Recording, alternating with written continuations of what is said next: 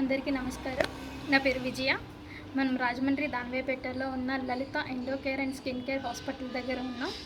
Doctor P మిథున చక్రవర్తి సార్ని black fungus మరియు కోవిడ్ కోసం ఎన్ని జాగ్రత్తలు పాటించాలి, అసలు బ్లాక్ ఫంగస్ అంటే ఏంటి, అది ఎవరెవరికి వస్తుంది, దానివల్ల వచ్చిన తర్వాత మనం ఇంట్లోనే జాగ్రత్తలు తీసుకోవాలా లేదా హాస్పిటల్కి వెళ్ళాలా ఏంటి అనేది ఆయన అడిగి తెలుసుకుందాం.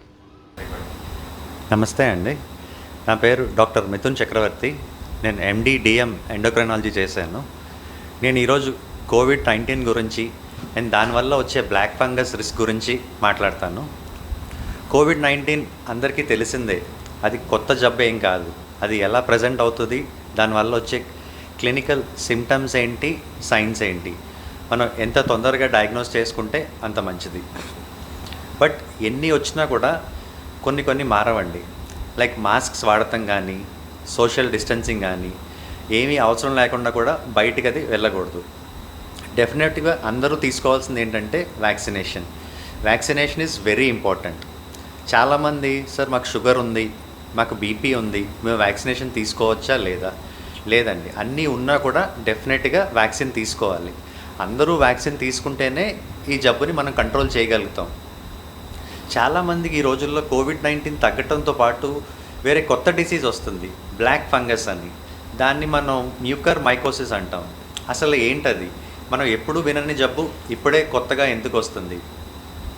మ్యూకర్ మైకోసిస్ అనే జబ్బు ఇది వరకు కూడా ఉంది, కాకపోతే అది చాలా రేర్గా ఉండేది. మొత్తం ప్రపంచం మొత్తంలో ఒక 600, 700, ఇండియా మొత్తంలో ఒక 100 మెంబర్స్, 200 మెంబర్స్కి చూసేవాళ్ళం.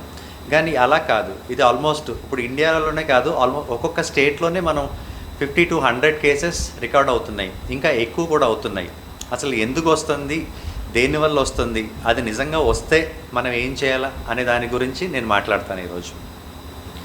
మ్యూకర్ మైకోసిస్ అనేది నార్మల్ పీపుల్లో రాదు. ఎందుకంటే అది అన్ని చోట్ల ఉంటుంది. మనం పీల్చే గాలిలో ఉంటుంది, మట్టిలో ఉంటుంది. ఒకవేళ మనం పీల్చినా కూడా మన ఇమ్యూన్ సిస్టమ్ దాన్ని డిస్ట్రాయ్ చేసేస్తుంది. సో నార్మల్ ఇండివిజువల్స్కి అసలు మ్యూకర్ మైకోసిస్ రాదు. ఎవరెవరిలో వస్తుంది?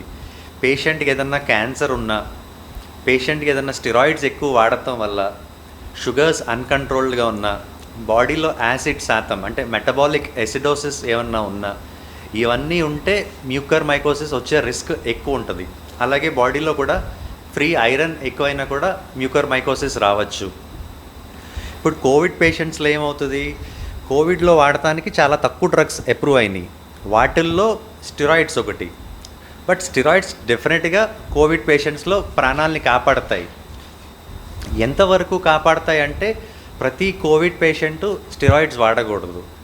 ఓన్లీ కోవిడ్ సివియర్గా ఉంటేనే, అది డాక్టర్ ప్రిస్క్రైబ్ చేస్తేనే స్టిరాయిడ్స్ వాడాలి. చాలామంది ఏం చేస్తారు, కోవిడ్ అనుమానంతోనే మెడికల్ షాప్కి వెళ్ళిపోయి స్టిరాయిడ్స్ వాడతారు. అది చాలా తప్పు. అలా చేస్తేనే ఇలాంటి కేసెస్ ఎక్కువ అవుతాయి.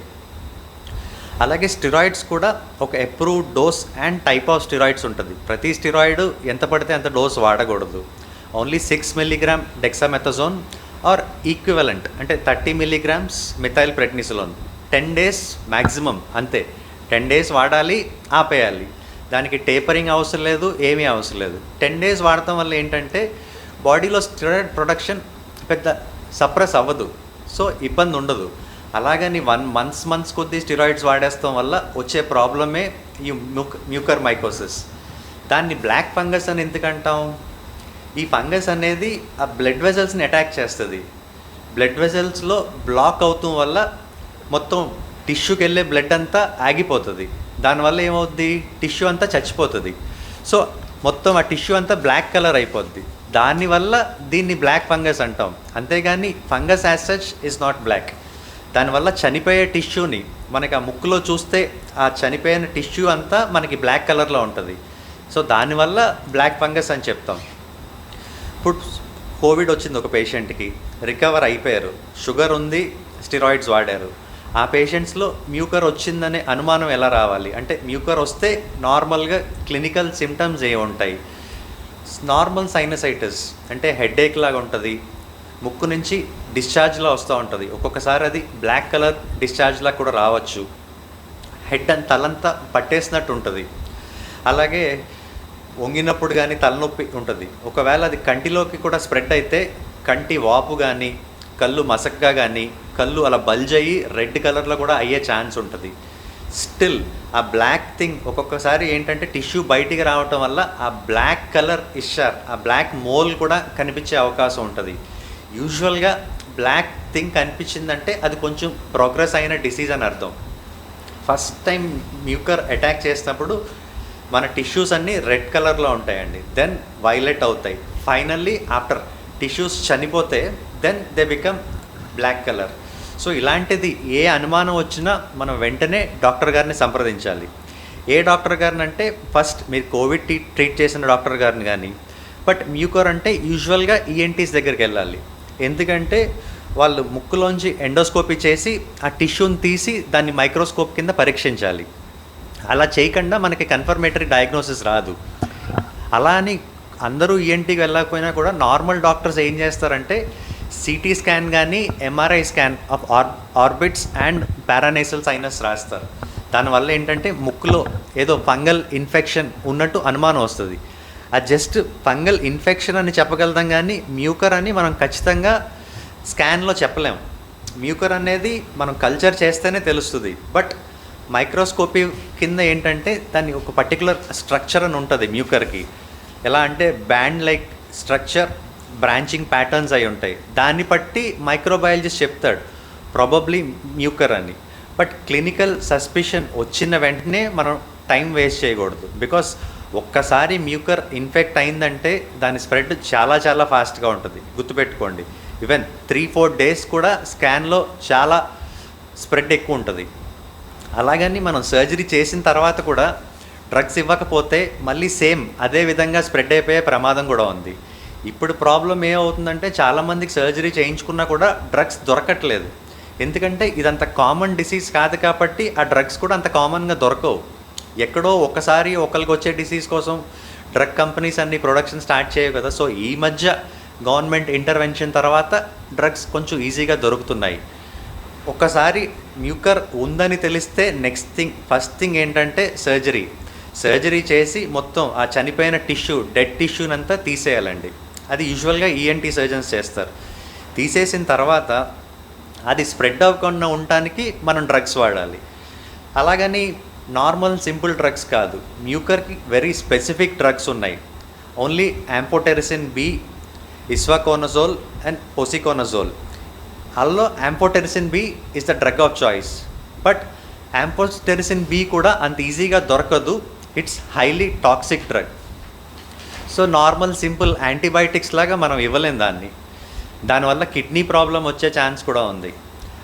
బట్ వన్స్ మ్యూకర్ మైకోసిస్ వచ్చింది అంటే డెఫినెట్గా సర్జరీ తర్వాత యాంఫోటెరిసిన్ బి ఇవ్వాలి. ఎన్ని రోజులు ఇవ్వాలి అనేది ఖచ్చితంగా చెప్పలేం, ఎందుకంటే రెస్పాన్స్ వేరీస్. కొంతమందిలో 3 వీక్స్ ఇవ్వాలి, కొంతమంది 6 weeks, 10 weeks or even longer. ఇది అన్ని ఇన్ఫెక్షన్స్ లాగా ఇలా పర్టికులర్ కోర్స్ అంటూ ఏమి ఉండదు. అంటే 5 days course, 10 days course, 2 weeks course అలా. సో క్లినికల్ ఇంప్రూవ్మెంట్ వచ్చే వరకు మనం ఇస్తానే ఉండాలి. క్లినికల్ ఇంప్రూవ్మెంట్ అంటే ఏంటి? సిటీ స్కాన్ నార్మల్ అవ్వాలి, అలాగే ఎండోస్కోపీ చేసినప్పుడు నో బ్లాక్ కలర్ టిష్యూస్ ఏం కనపడకూడదు. Predisposing factors, patient sugars control అవ్వాలి, అలాగే మెటబాలిక్ ఎసిడోసిస్ కంట్రోల్ అవ్వాలి. Same excess steroid dose should be maintain to normal steroid dose or even steroids can be stopped అండి, అంటే ఇఫ్ కోవిడ్ పర్మిట్స్. సో ఇన్ని problems ఉన్నాయి కాబట్టి మనం డెఫినెట్గా ఈ జబ్బు రాకుండా చూసుకోవాలి, వచ్చిన తర్వాత ట్రీట్ చేయటం కంటే కూడా.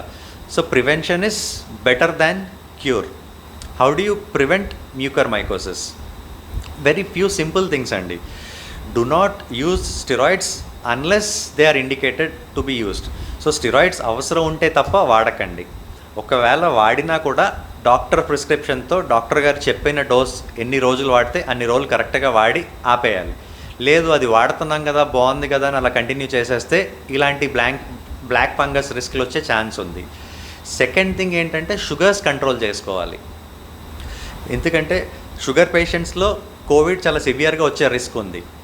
సో కోవిడ్ వల్ల షుగర్స్ పెరగచ్చు, అలా స్టిరాయిడ్స్ వల్ల కూడా షుగర్స్ పెరగచ్చు. దానివల్ల ఏంటంటే ఇన్సులిన్ డోస్ అమితంగా చాలా పెరిగిపోద్ది. అది 100 యూనిట్స్ వాడచ్చు, 120 యూనిట్స్ ఎంతన్నా వాడచ్చు. బట్ అంత వాడటానికి మనం రిస్క్ తప్పకుండా వాడాలి. లేదు ఇన్సులిన్ డోస్ ఎక్కువైపోతుంది కదా, మనం భయపడకూడదు. సో డాక్టర్ ప్రిస్క్రిప్షన్ ప్రకారం స్టెరాయిడ్ డోస్ బట్టి ఎవ్రీడే డైలీ 2-3 టైమ్స్ అన్న మానిటర్ చేసి ఇన్సులిన్ డోస్ తీసుకోవాలి. సో షుగర్స్ కంట్రోల్ చేసుకోవాలి. స్టెరాయిడ్స్ డెఫినెటివ్ డయాగ్నోసిస్, డెఫినెటివ్ డోస్తో తీసుకోవాలి. వన్ థింగ్, ఒక్కసారి ఇలాంటి క్లినికల్ సిమ్టమ్స్ వస్తే కనుక వెంటనే డాక్టర్ దగ్గరికి వెళ్ళి టెస్ట్ చేయించుకోవాలి. సో మనం ఈ అన్ని జాగ్రత్తలు తీసుకుని పాటిస్తేనే మ్యూకర్ రాకుండా కాపాడుకోగలుగుతాం. సో నేను చెప్పేది ఏంటంటే మ్యూకర్ అనేది చాలా dangerous disease unless you suspect it and treat it accordingly. అంతకాకుండా అది ఆల్మోస్ట్ స్ప్రెడ్ అయిపోయాక బ్రెయిన్లోకి స్ప్రెడ్ అయిన తర్వాత మనం చేయగలిగేది చాలా తక్కువ. సో ఫస్ట్ థింగ్ ఏంటంటే రాకుండా చూసుకోవాలి. వచ్చిన తర్వాత కూడా వెంటనే ట్రీట్మెంట్ తీసుకోవాలి. Thank you.